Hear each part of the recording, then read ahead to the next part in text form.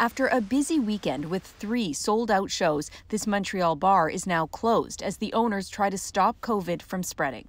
I just told my staff for next week, rest up. Sergio De Silva, homesick with COVID himself, says he wants to protect staff and others. This kind of approach is probably the best way to go forward in terms of just being able to operate, but also, not causing more problems.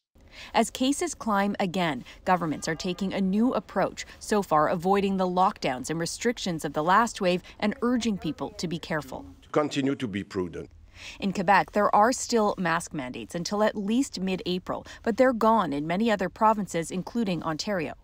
We knew that the numbers of COVID patients were going to go up as we opened up Ontario.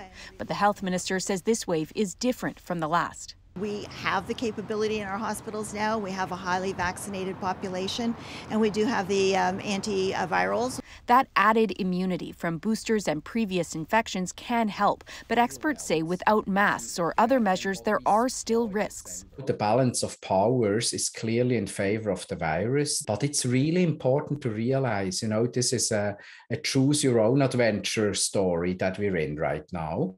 So if we take it a bit slower in general, we can moderate the wave. In Quebec, at least 10 members of the provincial legislature have tested positive. Thousands of healthcare workers are off because of COVID, and some experts worry about the government's approach. And there is a sense or an impression that it's no longer a collective responsibility to protect those who are more vulnerable. And that I have a problem with. Experts say in the weeks ahead, people's behavior will determine the scope of this wave and how long it lasts.